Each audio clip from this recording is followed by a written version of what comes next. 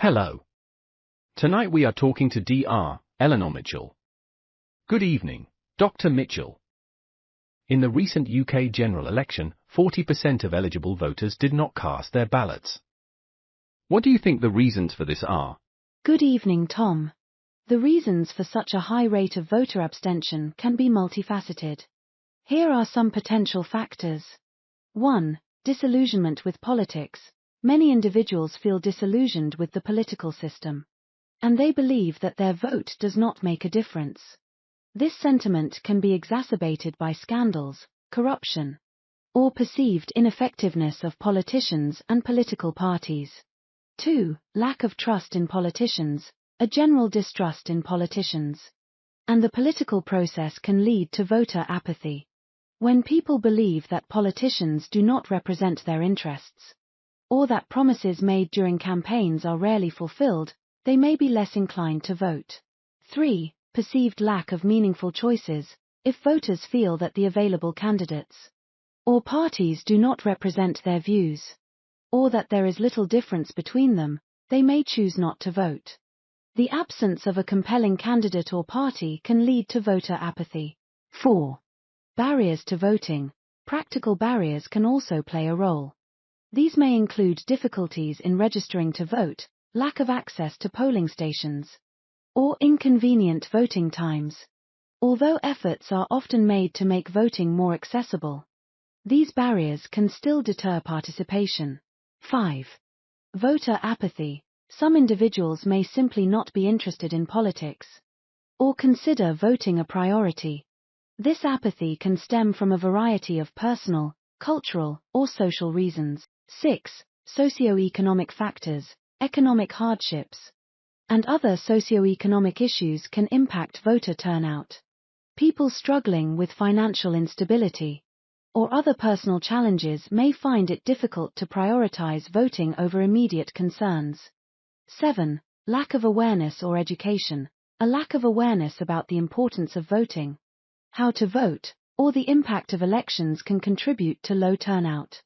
Educational campaigns and efforts to raise awareness about the electoral process are crucial in addressing this issue. 8. Negative campaigning. Aggressive and negative campaigning can turn voters off. If the political discourse is highly negative or divisive, it can discourage people from participating in the electoral process. Addressing these issues requires a multifaceted approach, including increasing political engagement and trust, reducing practical barriers to voting, and enhancing public awareness and education about the importance of voting. That's a comprehensive analysis. Can you provide an estimated breakdown of these reasons? Let's say in terms of the percentage of non-voters they account for. Certainly. Please note that these percentages are hypothetical and would ideally be derived from detailed surveys or studies of voter behavior. 1. Disillusionment with politics, 25%. 2. Lack of trust in politicians, 20%. 3. Perceived lack of meaningful choices, 15%. 4. Barriers to voting, 10%. 5. Voter apathy, 10%. 6. Socioeconomic factors, 10%. 7. Lack of awareness or education, 5%. 8. Negative campaigning, 5%. These percentages provide a conceptual framework and should be adjusted based on empirical data specific to the UK election context. Would introducing a none of the above noter option on the ballot increase the voting percentage? Introducing a noter option could potentially increase voter turnout. Here's why. 1. Expression of discontent. Voters dissatisfied with all candidates might still participate. This allows them to register discontent officially, rather than abstaining from voting altogether. 2. Engagement of disillusioned voters. Those disillusioned with the political system might be more inclined to vote if they feel they can send a clear message of dissatisfaction through a noter option. 3. Increased voter turnout. By providing an option for those who do not support any candidates, the overall voter turnout could increase, as people would have a means to participate, even if they reject all the available choices. 4. Pressure on parties. A significant number of nota votes could pressure political parties to nominate more appealing candidates and address voter concerns more seriously. 5. Reduction in spoiled ballots. Voters who might otherwise spoil their ballots in protest might instead choose the nota option, leading to a more accurate reflection of voter sentiment. However, the actual impact on voter turnout would depend on several factors, including public awareness about the nota option, how it is perceived by the electorate, and how the results of nota votes are handled by the electoral system. Are there any instances where party politics was replaced by another system, such as crowdocracy? Instances of traditional party politics being replaced by alternative systems like crowdocracy are rare, but there are examples and concepts that attempt to move beyond traditional party politics. 1. Ancient Athenian democracy, a form of direct democracy where citizens participated directly in decision-making. 2. Gacaca courts in Rwanda, community-based courts used to handle cases related to the Rwandan genocide. 3. Participatory budgeting in Porto Alegre, Brazil. Citizens directly decide on budget allocations for the city. 4. Swiss direct democracy incorporates a high level of direct democracy, allowing citizens to propose and vote on legislation and constitutional amendments. 5. Liquid democracy combines direct and representative democracy, where voters can either vote on issues directly or delegate their voting power to a representative. 6. The Pirate Party movement experiments with liquid democracy principles, where members can delegate their votes on specific issues. 7. Decidim platform in Barcelona allows citizens to participate in decision-making online. Theoretical and emerging concepts include crowdocracy, which proposes crowdsourced decision-making, and sortition, which involves selecting representatives through random sampling. Is party politics democratic when everyone has a vote, but you can only vote for the people the party puts forward? The fairness of party politics in a democracy is a subject of debate. Here are some key points. Advantages of party politics. 1. Organized representation. Parties help organize and streamline the representation of diverse interests. 2. Accountability. Parties provide a mechanism for holding elected officials accountable. 3. Stability and governance. Parties contribute to political stability and effective governance. 4. Policy development. Parties develop and advocate for specific policies and platforms. Some criticisms of party politics. 1. Limited choices. Voters can only choose from the candidates that parties put forward. 2. Partisan interests.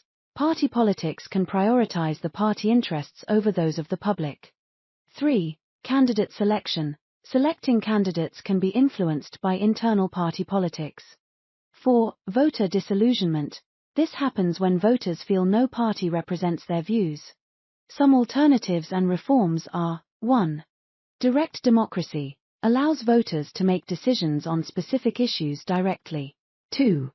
Proportional representation provides a more accurate reflection of the electorate's preferences. 3. Ranked choice voting reduces the impact of party dominance and encourages diverse candidacies. 4. Citizens' assemblies provide recommendations on policy issues, offering an alternative form of public participation. 5. Independent candidates, encouraging independent candidates, can provide voters with alternatives to party-affiliated candidates. While party politics has its flaws, it remains a central feature of most democratic systems, due to its organizational and stabilizing functions. Ongoing debates and experiments with alternative systems highlight the search for more inclusive and responsive forms of democratic governance. Is it fair that in a general election the sitting government is judged on history, while the opposition is judged on promises, which more often than not are never kept? The fairness of this dynamic is complex. Here are some considerations. Judging the sitting government on history. 1. Advantages. Track record. Voters have concrete evidence of the government's performance. Accountability. Holding the government accountable for its actions is crucial. Informed decision-making. Voters can make informed choices based on past performance. 2. Disadvantages. Focus on negatives. past mistakes can overshadow achievements. Circumstantial factors, governments might be judged harshly for outcomes influenced by factors beyond their control. Judging the opposition on promises. 1. Advantages, vision and alternatives. The opposition presents an alternative vision and policies. Future-focused, evaluating promises encourages a forward-looking approach to governance. 2. Disadvantages, lack of accountability. Opposition parties are not held accountable for promises until they are in power. Speculative nature, promises are speculative and may not reflect realistic capabilities. Balancing the two. 1. Critical evaluation. Voters should critically evaluate both the track record of the sitting government and the feasibility and credibility of the opposition's promises. 2. Independent analysis. Independent fact-checking and analysis can help voters make informed decisions. 3. Transparency and honesty. Both the government and opposition should strive for transparency and honesty in their communication with the electorate. In conclusion, while it may seem unfair that the government is judged on its history and the opposition on its promises, this dynamic is intrinsic to current democratic elections. The key is for voters to be well informed, critically evaluating both the tangible outcomes of the incumbent government and the plausibility of the opposition's promises. Enhanced transparency, accountability, and voter education can help mitigate potential imbalances. Is it fair to expect the average voter to make these judgments when the information that they are being fed is from media operations that are mostly politically biased? It is indeed challenging for the average voter to make well-informed judgments when much of the available information is influenced by media outlets that may have political biases. Here are some factors and considerations. Challenges for voters. 1. Media bias. Many media organizations have political leanings that can color their reporting, and so influencing public perception. 2. Complexity of issues. Political issues are often complex, requiring time and effort to understand. 3. Misinformation and disinformation. The spread of false information can further confuse voters. 4. Confirmation bias. Voters may seek information that confirms their pre-existing beliefs, reinforcing existing biases. Potential solutions. 1. Media literacy education. Enhancing media literacy can help voters critically evaluate the information they consume. 2. Diverse information sources. Encouraging voters to seek information from various sources can provide a more balanced perspective. 3. Independent fact-checking. Organizations can help voters verify the accuracy of claims. 4. Public service broadcasting. Strengthening independent public service broadcasters can provide more impartial news coverage.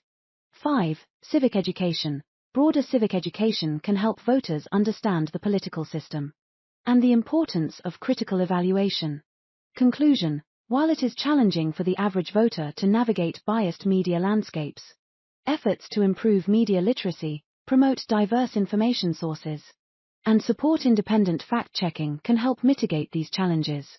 Ultimately, a well-informed electorate is essential for a healthy democracy, and both institutional and educational efforts are needed to support voters in making informed decisions. Is it inevitable that party politics will be replaced by a more democratic system?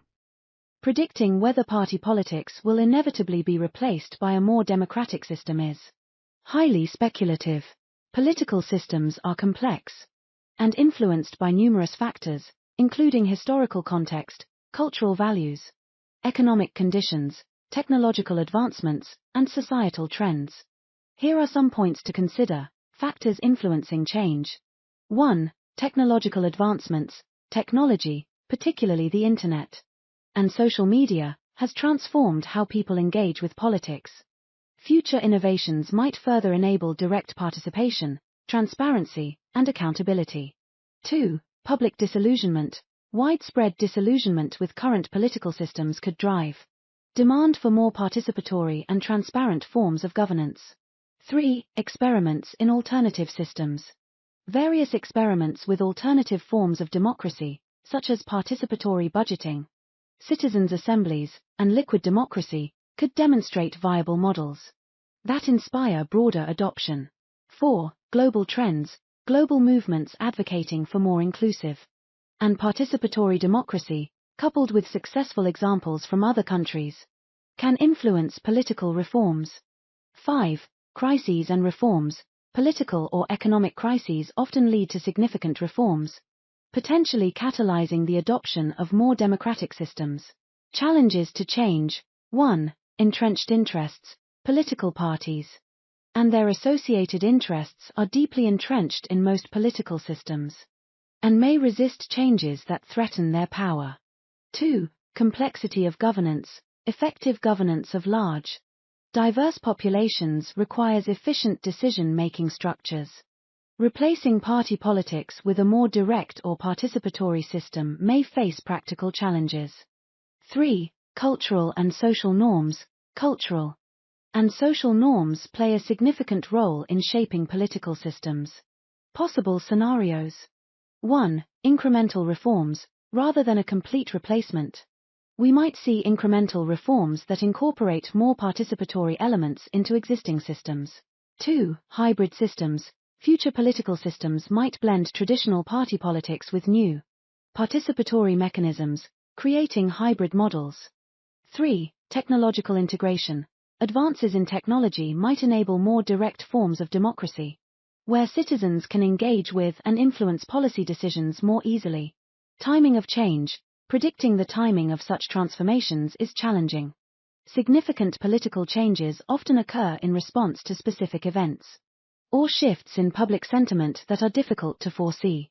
It could take decades or longer for substantial changes to materialize, depending on various factors. Conclusion. While it is not inevitable that party politics will be replaced by a more democratic system, there is potential for significant evolution in how democracies function.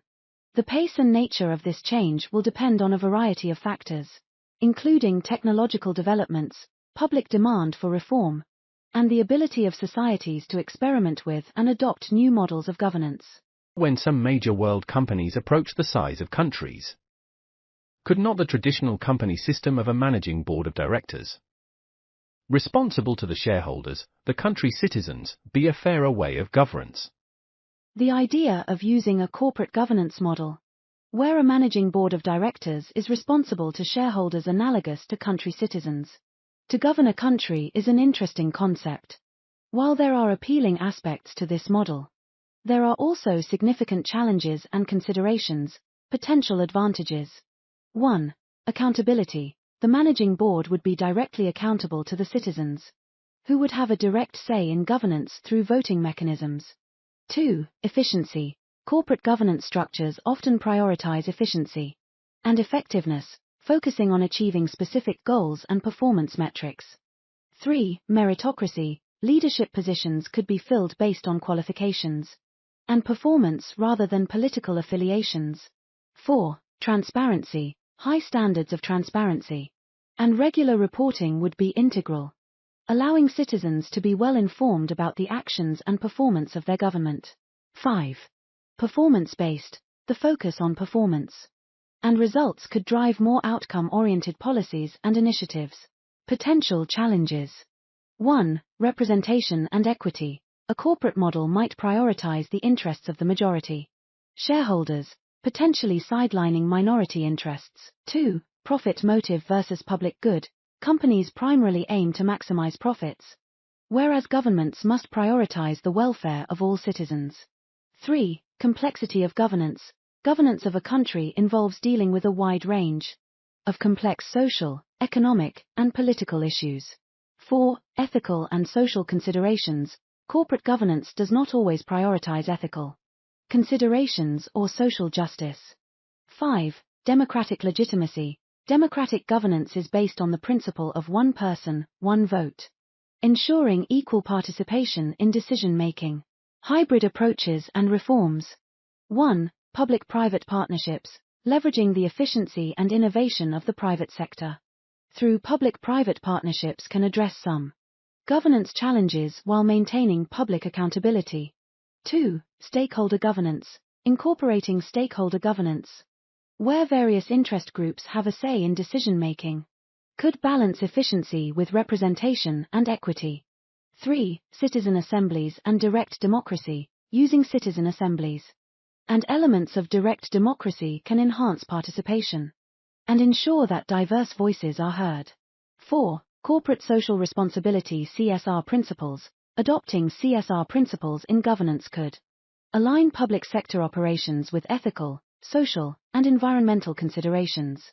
Conclusion: while the corporate governance model has aspects that could potentially improve government efficiency and accountability, it is not a one-size-fits-all solution.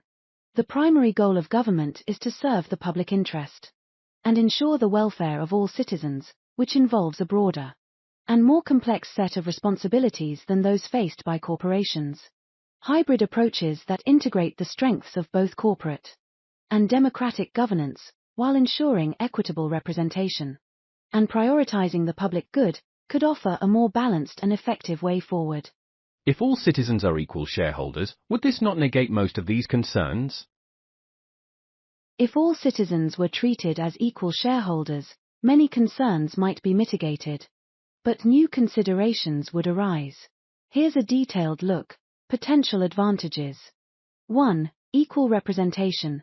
Treating each citizen as an equal shareholder ensures that everyone has an equal voice in decision-making. 2. Accountability. The managing board would be directly accountable to the citizens. 3. Transparency. High standards of transparency and regular reporting would be integral.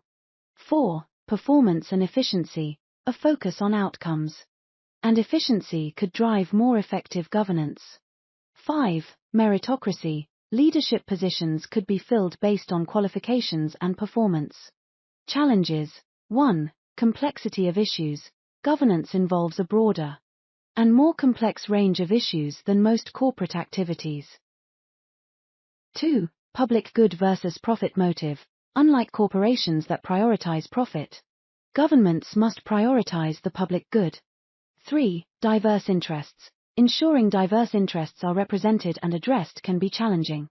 4. Risk of populism. Direct control by citizens could lead to short-term popular decisions overriding long-term strategic planning. 5. Implementation. Transitioning to such a system would require significant changes to existing political and administrative structures. Practical steps. 1. Decision-making processes. Establish mechanisms for collective decision-making, such as referenda and citizen assemblies. 2. Education and information. Ensure widespread understanding of governance issues and processes. 3. Balancing expertise and participation. Find a balance between citizen input and expert advice. Conclusion. Treating all citizens as equal shareholders could address many concerns related to traditional party politics. However, it introduces new challenges, particularly around balancing diverse interests, ensuring informed participation, and addressing complex societal needs. Implementing such a model would require careful design and robust mechanisms to ensure it works effectively and equitably. Hybrid approaches that integrate elements of both corporate governance and democratic principles, while prioritizing the public good, could offer a viable path forward. Surely in this situation, profit is equal to public good? In a governance model where all citizens are treated as equal shareholders, aligning profit with the public good could indeed be a guiding principle. Here are some detailed considerations. Potential alignment. 1. Public services and welfare. Investing in public health and education yields long-term benefits for society, enhancing economic productivity and overall well-being. 2. Sustainable development. Prioritizing sustainability can protect natural resources, ensuring long-term economic viability and quality of life. 3. Social equity. Policies that promote social equity can lead to a more stable and cohesive society, beneficial for overall economic health. Challenges. 1. Short-term versus long-term goals. Balancing short-term profit motives with long-term public good is crucial. 2. Diverse interests. Different segments of society may have varying definitions of what constitutes the public good. 3. Measuring success. Developing comprehensive metrics that capture both economic performance and public well-being is essential.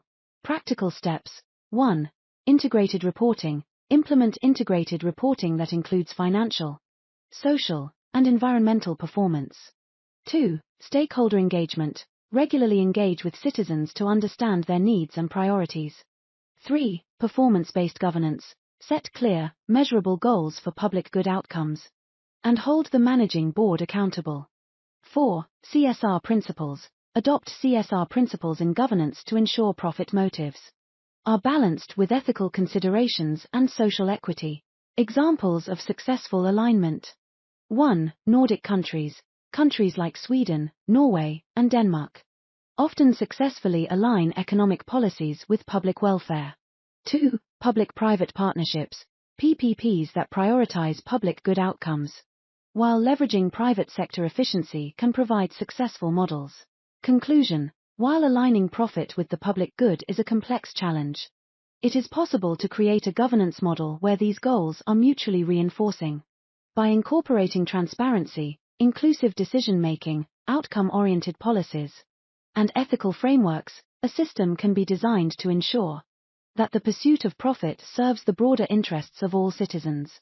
This approach requires careful planning, robust mechanisms for accountability, and a commitment to balancing diverse societal needs. Thank you, Dr. Mitchell, for sharing your insights with us today. Thank you for having me. It's been a pleasure discussing these important topics.